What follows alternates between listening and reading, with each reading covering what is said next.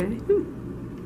So prior to when I was in college, there was the Cosby Show on television, and Bill Cosby was promoting a lot of black middle class types of values, and also historically black universities and colleges on his show by wearing all of the great sweatshirts that he used to wear. And basically at that time, the sky was the limit for young black people. There were much more higher enrollments of black students going to colleges.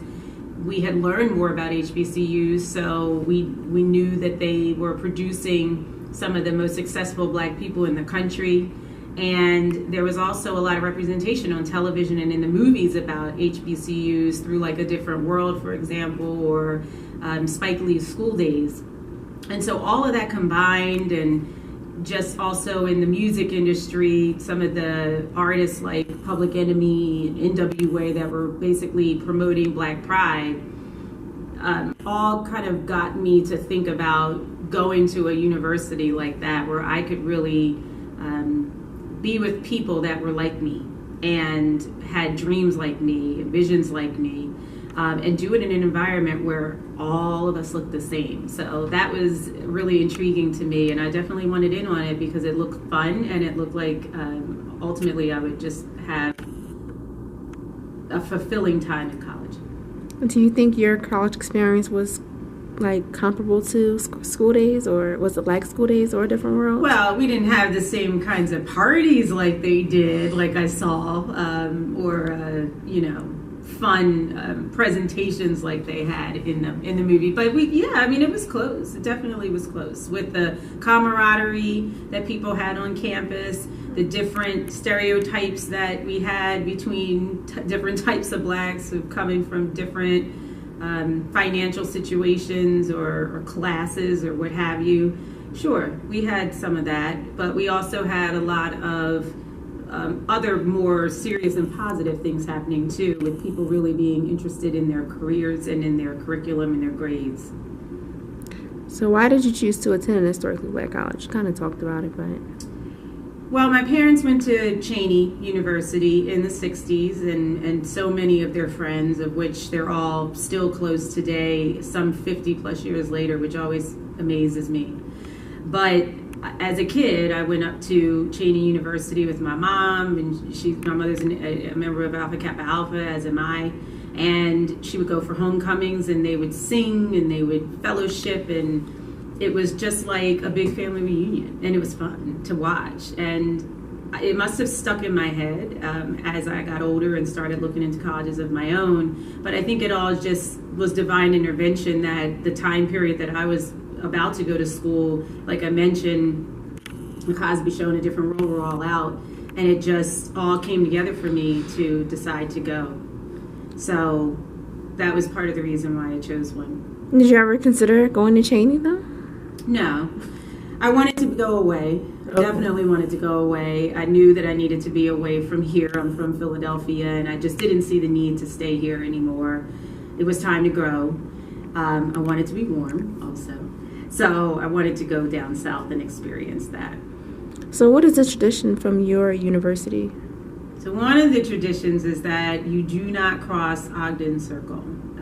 Ogden Circle is a huge area in our campus where it's a big patch of grass truly in a circle, and behind it is the auditorium, and you are not allowed to walk across the grass, and nobody does. Do you know why you're not allowed to walk across the grass? It's just what the rules are. Okay. I have no idea. I'm sure somebody's tried to do it, but they definitely, somehow there's cameras everywhere and they see you, but everybody knows it's a no-no. Do you get reprimanded if you walk across the grass? You might, by other students, definitely. Okay. What's one thing you miss about college? I definitely miss the insulated environment where you can be young, you can have fun, be silly, make mistakes, things that you can do where you don't have as many consequences like you do as an adult, and you can grow and learn as a result. I also miss the fact that it was in a way an all-black environment, because I gained so much from meeting people from all across the country, all different states and different backgrounds and perspectives. I don't get that as much anymore because now my social circle is much more homogeneous. But I think it was such a motivating environment to be in when you're with a bunch of other people that look like you and talk like you and grew up like you, who have all these dreams and aspirations that you couldn't even imagine, but you're aware of now, and maybe you get to think bigger and dream bigger too. Perfect. Sorry. What 2015 amenity do you wish you would have had as a college student? By far, a cell phone. Oh my gosh! I mean, I don't even know how we did it. I was going to ask you, how did you guys make calls at that time? We had payphones, like literally what you saw in A Different World, where somebody was call your name down the hallway, and you had the little message board on your dorm room, and such called, and at what time. That's how we did it. When we got phones in our rooms, it was amazing. We were so happy. It was ridiculous. And internet would have been nice too. So when you guys received phones in your room, did you have to like have a phone card to call out? Like, so how would you use your room phone like to call out? Was you get a bill every month or? Yeah, you're going back a long time now. I feel like I'm my parents. It was so long. I think we did have calling cards, or there was some way you dialed to get an outside line, and then you used your calling card, something like that. But we didn't have voicemail actually the first year. So if you missed the call, you missed the call. Sorry. How would you have changed your college? Or would you have changed your college experience? And if so, how would you have changed it? I think in two ways. One, I would have definitely just had more fun. I was very homesick my first year, and it took me a little while to acclimate to that new world of mine, both being in college, being away, 6 hours away, all of that. So my freshman year, I feel like I lost some time, to have a good time, and I just wish I would have gotten that back. I think the other thing was just taking more advantage of the internships, the clubs, some of the other social and more class-based activities that were there for me to do.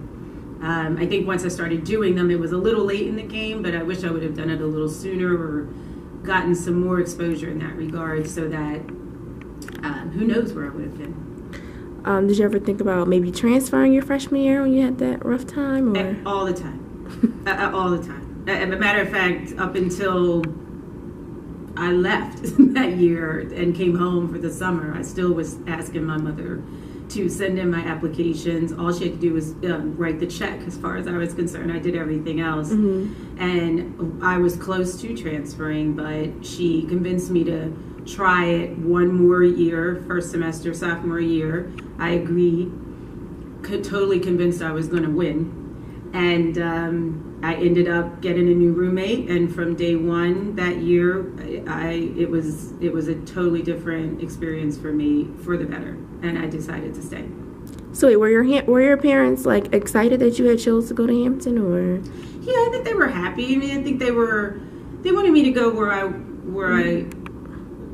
would be a good fit for me. But they were proud of it because Hampton was known as a really prestigious HBCU. Yes. And only myself and a distant cousin had attended there, so I was kind of breaking new ground in some regard going to that HBCU. Right. Because we just weren't as aware of it in the Philadelphia area.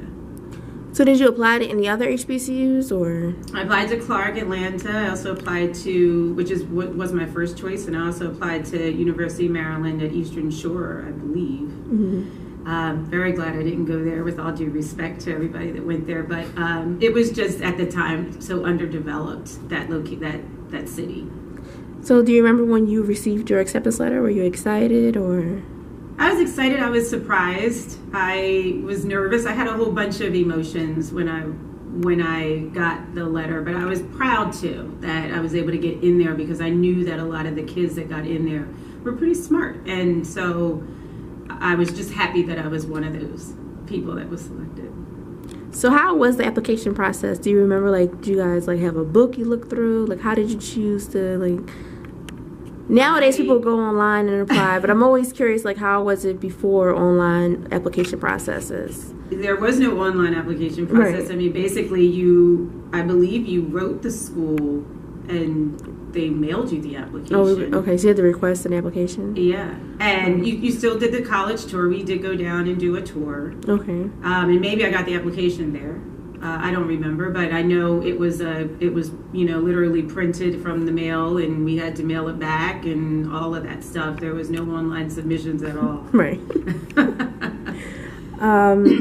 What advice would you give current HBCU students? I would just say soak up every opportunity you can while you're there. It goes so fast. You make great lifelong friendships there. So enjoy the time. Embrace the nurturing you also get from the professors, because that's the type of environment that it is. It's nurturing and it helps you grow, and they're there to really tend to you so that when you leave, you're able to really acclimate back to the into the professional world. And have fun at the same time. Work hard, study hard, have your plan. Obviously do all of those things that your parents pay for you to do, but enjoy it all, because it truly is an experience like no other kind of college experience, and you don't realize it until you leave. Would you encourage your children or relatives to attend an HBCU? Absolutely. I'm trying to get my niece to go now. I want her to go to Hampton. Yeah. She's 11, but gotta start them young. I say gotta start them young. However, she's talked about Howard. She's talked about Spelman. So I'm trying to get her to embrace Hampton too. What was your favorite amenity as a college student? Probably my car. I was meant to ask you, did you have a car? Okay. Yeah, definitely my car. Once I got that, it was a totally different type of experience. So did you guys go off campus often, or? I did. I mean, none of my friends had a car, so I was definitely the one that was transporting everybody, which was fine. I liked that because I liked having the ability to make the decisions where we go, but I also loved being able to just jump in my car and go wherever I wanted to go. Did you ever live off campus, or? I did. I lived off campus my last year. So how was that? Was it hard to stay focused living off campus? No, or? Not at all. I was so ready for it, and basically so much to the point that I didn't even enter into our housing lottery the year before my senior year, the summer before my senior year. I didn't tell my mother that. She found out when I found out I had nowhere to live, but. So in a sense, I had to live off campus because I couldn't find anything on campus. But I loved it. Did you meet anyone famous while you were a college student? I met Puffy. I met Sean Puffy Combs. I was the student coordinator or leader of what we called our mass media symposium. It was an annual symposium every year that our major put on, and my senior year, I desperately wanted this role, and one of the things I had to do was try to get speakers to come. And oftentimes in the previous symposiums, they would have alumni from Hampton or just anybody that was a more recent HBCU graduate that kind of hit it big. And at the time, Puffy was kind of up and coming. He was working at Uptown, and he hadn't been Puffy yet, but he was on his way. But he declined to speak at our symposium. He was nice about it, though. We weren't paying him, so we had no money. But he was nice about it. That's kind of messed up, though. I know. And I met Brian McKnight in our senior year. He performed, and I believe we took a picture with him, if I'm not mistaken. That was nice. Was he nice though? Yeah, he was nice. Okay. Can you name a famous alum from your university?